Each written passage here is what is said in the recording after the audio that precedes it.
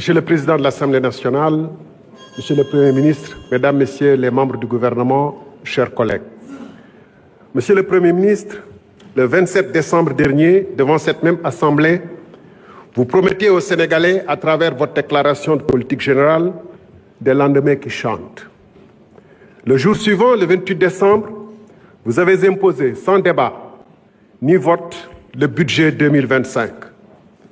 Ce budget reflète votre appréciation de la situation économique et sociale du Sénégal, selon les meilleures informations à votre disposition et, en principe, avec la contribution des meilleurs experts du pays en la matière.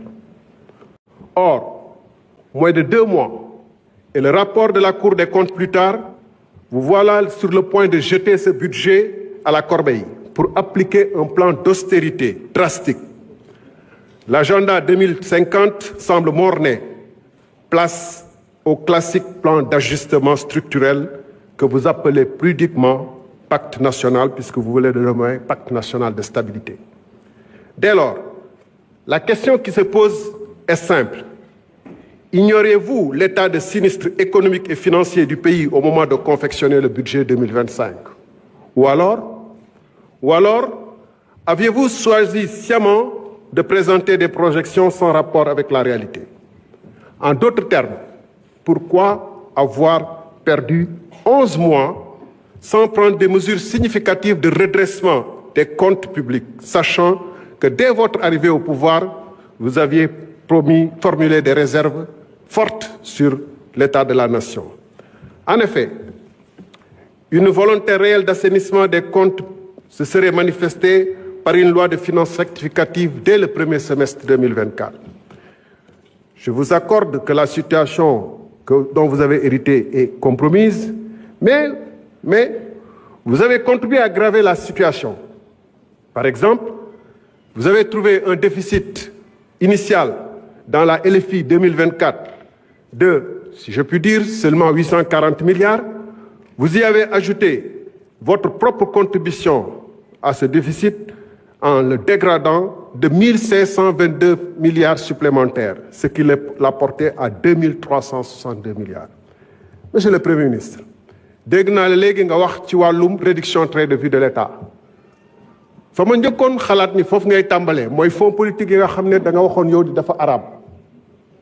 Lu araam dañ ko war a teggi ci saa si surtout bu ñu naree jàkkaarloog Sénégalais yi laaj leen nañ leen def effort. ndax góorgóorlu gi nag moom lu mu war a dégg ci sa kàddu mooy ceinture bi seere woon na ko ba mu nar a dagg na ko gën a seere weerum koor bi nar a ñëw moom weerum koor 2020 mars 2025 bi ay at lay durer.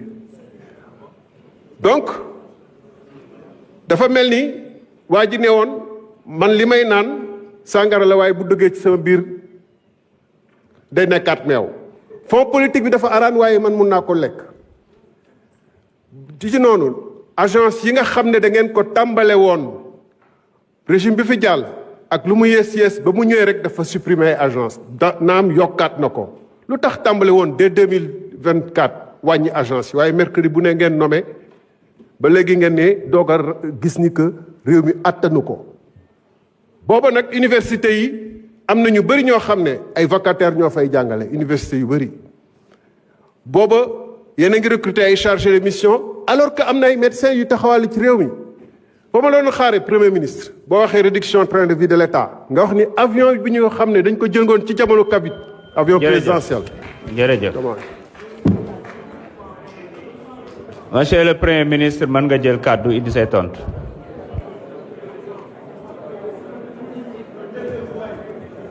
s'il vous plaît. nañu wéyal déglu bi. Merci beaucoup. Je pense que dans les interpellations de l'honorable député Thierno Alassane Sall, il y a beaucoup d'amalgame.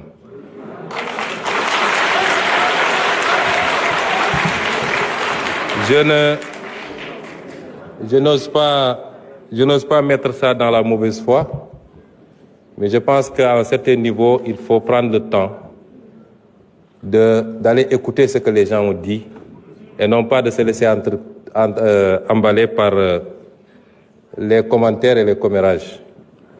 Je n'ai jamais dit que tel fonds était haram. J'ai dit que la caisse noire, je voudrais après que vous ayez le temps d'écouter par vous-même. J'ai toujours dit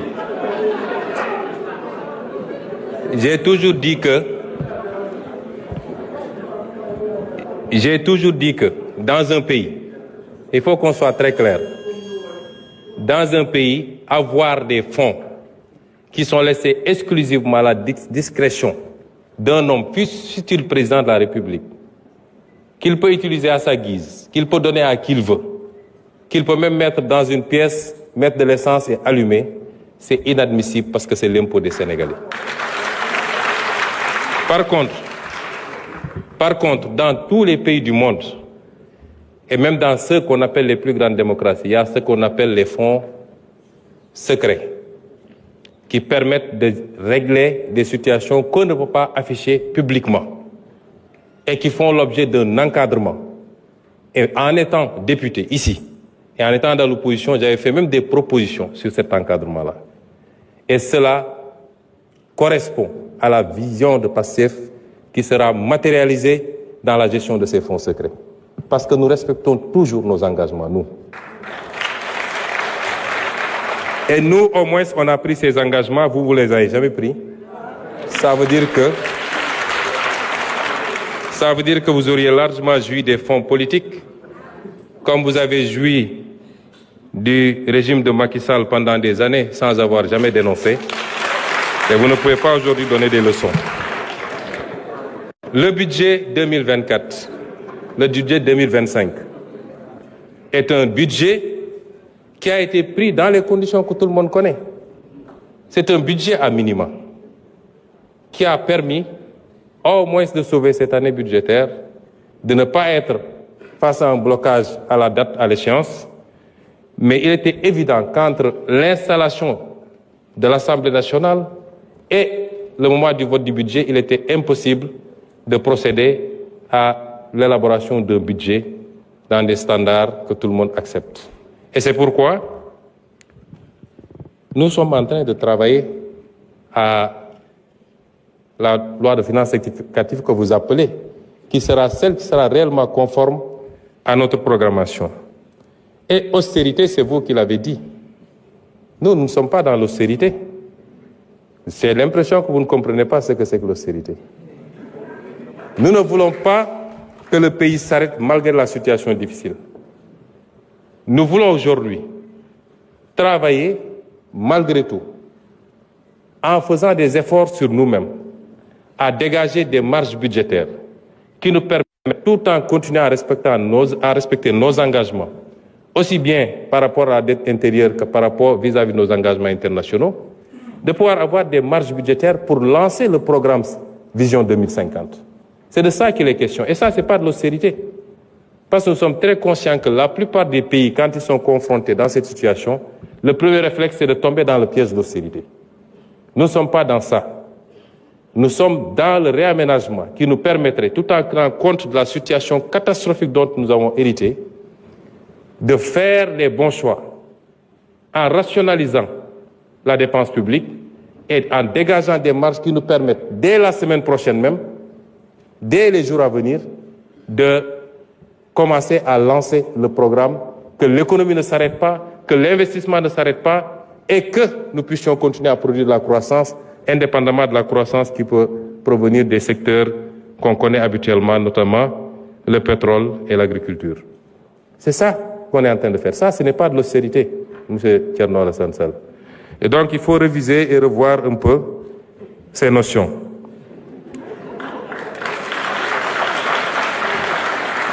Et vous dites que nous sommes restés 11 mois sans prendre de mesures. Ah non. Durant ces 11 mois, on en a tellement pris des mesures correctives. Mais il se trouve que quand vous arrivez, vous héritez d'un État.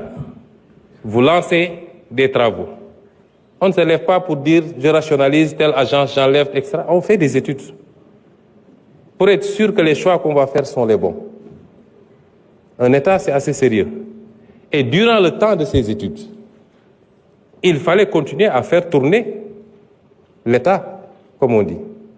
Et il fallait mettre des gens à la place qu'il faut pour qu'ils travaillent. Parce qu'il n'est pas question aussi qu'on laisse des gens qui ne partagent pas notre vision, qui ne comprennent pas notre combat, continuer à vouloir piloter des directions générales stratégiques ou des agences où on a besoin aujourd'hui de nous installer dans la vision 2050. Et le temps de faire ce travail, effectivement, on a mis ce qu'il faut. Ce qu'il faut saluer, et vous devez être le premier à le faire, c'est d'avoir le courage de dire, nous ne subirons pas la pression du militant, nous ne subirons pas la demande militante, et nous allons faire les réformes qu'il faut. Quitte à dire à un directeur général sur 3 que nous sommes désolés, mais le pays n'a pas besoin de cette responsabilité pour le moment. C'est ça le courage politique. On aurait fait comme tout le monde, comme vous avez fait quand vous étiez au pouvoir, on allait laisser les choses telles quelles et même créer de nouvelles agences. Monsieur Sall, quelquefois, il faut savoir applaudir, c'est bon. Ça ne vous enlèvera rien. Vous ne pouvez pas vous inscrire dans la critique gratuite, c'est pas bon. Les initiatives sont salutaires et saluées par tout le monde, mais dites gongo et puis c'est fini. Je vous remercie. jërëjëf njiitu jawriñ yi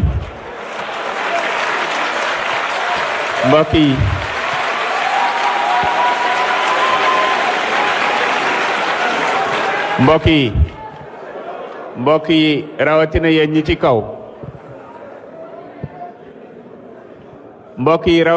ñi ci kaw ñu wàññi tàcc yi ak coow li ndax benn règlement intérieur mayewu ko ñaar saa yu ngeen tàccoo yéen a ngi wàññi temps